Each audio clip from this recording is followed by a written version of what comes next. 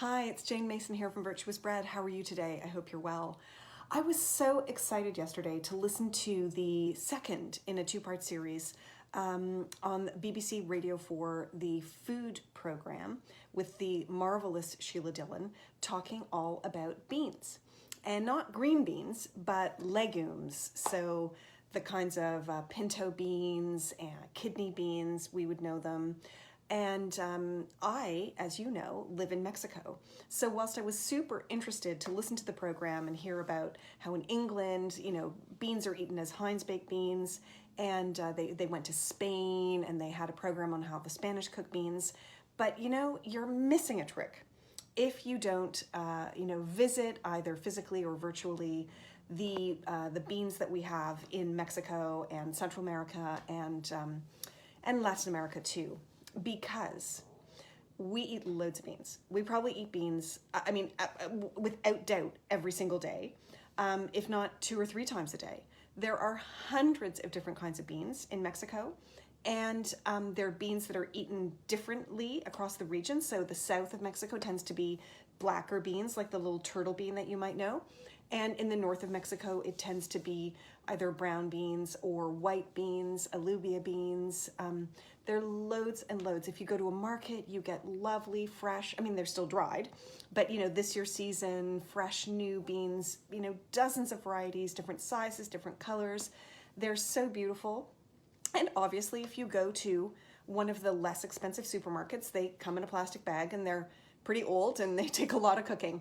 But we eat beans. We have loads of beans. And I'm very excited to share with you a very standard bean recipe, probably one that I prepare 3 times a week in order to just have beans in the fridge to eat every day.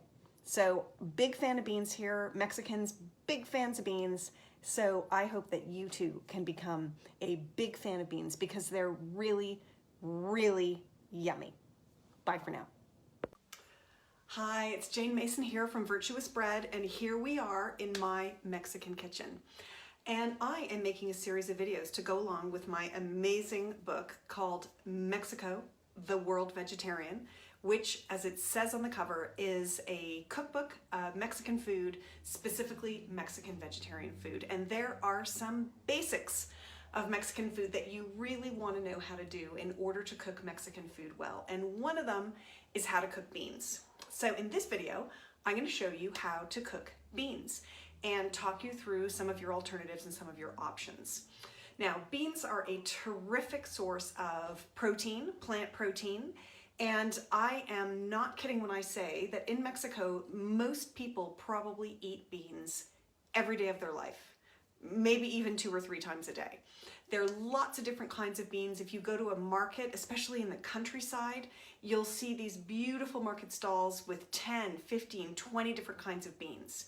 They eat different beans in different regions of Mexico. So the south tends to black beans, very dark beans. In the middle of the country, we've got sort of brown beans. There are lots of really cute beans that are like black and white or brown and white, and they look like little mini cows. And up in the north, the beans tend to be a little bit paler. They can be big, they can be small, tons of different kinds of beans. In general, the darker the bean, the gassier it makes you. And I'm really truly serious about that. So if you're new to beans, you want to do a couple of things. One is you really want to make sure that you cook them properly. The other one is you want to make sure that you kind of alkalinize the water in some way, which I'll talk about, in order, again, to make them a bit more digestible. And start with lighter beans, okay? So start with beans that are white or very pale green, and try to avoid the dark beans, especially try to avoid kidney beans. They have a really thick skin that can be hard to digest. Try to avoid at first the black beans. Again, they can make you pretty gassy. And just start by eating very, very, very small quantities, okay? And if they do make you gassy, see if you can persevere. Now, some people really can't digest beans. They really have trouble with them. And, don't make yourself uncomfortable. But if you can get used to digesting beans, if they're new to you, it might be difficult, do try. Now, the other thing, of course, that you can do is you can go for chickpeas or you can go for lentils or split peas. So there are lots of varieties of wonderful plant-based protein. So moving straight along, what I'm going to do is show you today how we would cook beans here in Mexico. So I'm going to move the camera down. Okay. And what have we got here? We've got the beans. And these are super pale beans. I don't even know what they're called. Seriously, I have no idea. They're pale green beans, but they're not like green beans. And I have soaked them overnight in water. Okay, very, very important to soak dried beans. Now, of course, you can buy beans in a tin. Of course you can. However, a couple things. One, they're way more expensive. And two, they're super heavy. You have to carry all these cans. And three, you have all that garbage to deal with. Whereas a bag of dried beans is really economical, and you just need to remember that you soak them before you use them, and you always soak them in cold water. Okay, so bowl, and as they absorb the water, just keep an eye on them. If you need to add more water, do so. Put them in plenty of water and let them sit overnight or for 24 hours. So that's thing number one. I've got my beans. And what else have I got here? I have got garlic, I've got onion, I'll get to this in a second, I've got some cumin, very important in Mexican beans, I've got some cloves, super important, I have some salt, I have some fresh water. Now, this is a piece of kombu. No, not Mexican. And what this does is it helps to alkalinize the water and makes the beans more digestible. The reason I'm showing this to you is because in Mexico, we use a fresh herb called epazote. And I have never seen it outside of Mexico, although there's no reason why it wouldn't grow if you can get seeds and you're allowed to, bring it into your home country. Then epazote is what we use here. And epazote is a bright green herb. It's very pungent, so you don't really ever eat it raw. And when you cook with it, you do so sparingly.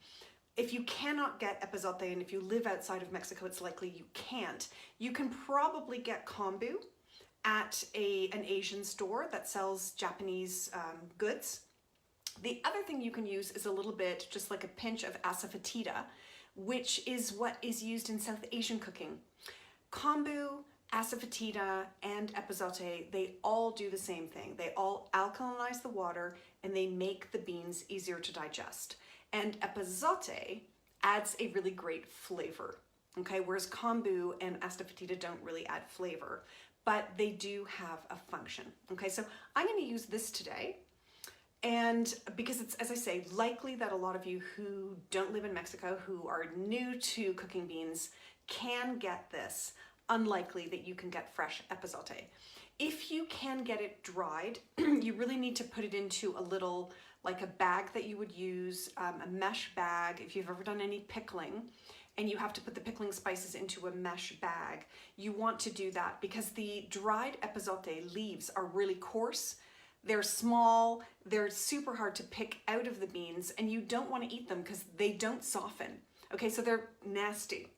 So if you have to use dried epazote as a kind of, last resort, see if you can get a little muslin bag and put that in the beans, and then you can just remove that and throw them all away. Not the bag, just the epazote.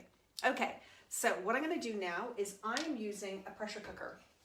This, if you're gonna be cooking a lot of beans, is a great investment. Why?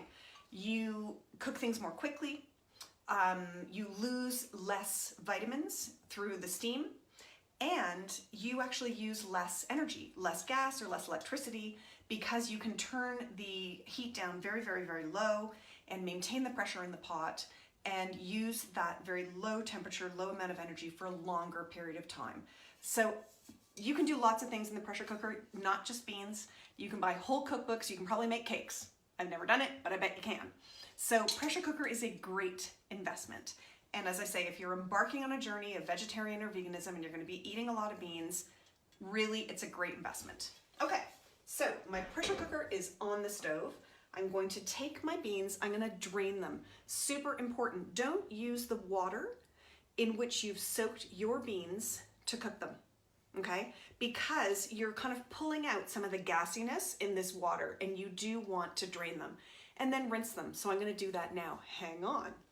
Okay, draining and rinsing. Ooh, a couple beans, great. Now I'm gonna pop these in my pressure cooker. Now, next, what I'm gonna do is I'm gonna add my kombu into the pressure cooker, there. I am going to add my onion, and you don't need to worry too much, hang on one second, looking for a knife, about artistry here, because you will throw the onion away. So best if you leave it in big chunks, okay? Onion gets used, yay, thank you onion, and gets thrown away. It's just for flavor. Now, the other thing with the garlic, all I'm gonna do is squash the garlic and throw it in. A couple cloves of garlic. Again, don't worry about artistry here. You're throwing the garlic away. So keep the pieces whole. Just squash them so the flavor can come out. Then I'm going to put in about a teaspoon of cloves in.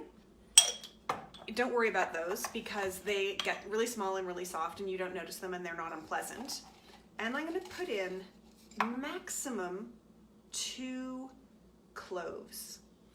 I will try and find them and fish them out when the beans are cooked. If you like things very clovey, you could put in a few more, but my suggestion is work your way up. You maybe start with 1 clove. If you don't taste it, then maybe add 2. You know, unless I'm making a big vat of beans, I would rarely go above 3 cloves. They're super pungent, and you can really tell when something's over-cloved. And then what I'm gonna do is put in a pinch of salt, maybe 2. Not a lot. You can always salt them after, but it is quite nice to have the beans cooking in a little bit of salt. It does add flavor.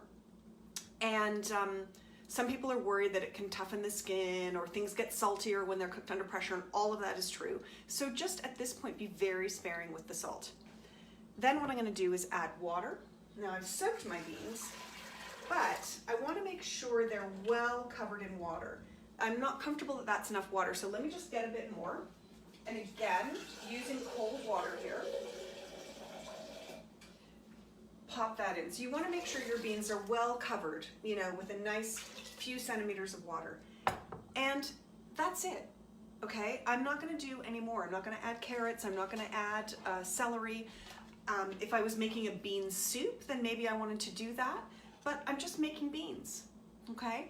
And remember, when they're done, I'm going to drain them. Now, you can save that bean water and you can use it as fantastic stock for a soup, okay? It's super nutritious, it's really yummy, and it makes wonderful stock for soup. But the onion, throw it away, has no flavor left, all the yumminess and all the goodness is taken out. The garlic cloves, throw away. The epazote, if you're using it, throw it away. The kombu, throw it away. And in the end, you will have delicious and super healthy beans. So I'm gonna do that. That is Basic Beans, Beans 101. This video is part of a series that goes along with my cookbook, Mexico, the World Vegetarian. And I hope that you are enjoying the videos, and I hope that you're enjoying the book. Any questions? Send me an email, jane@virtuousbread.com. Bye for now.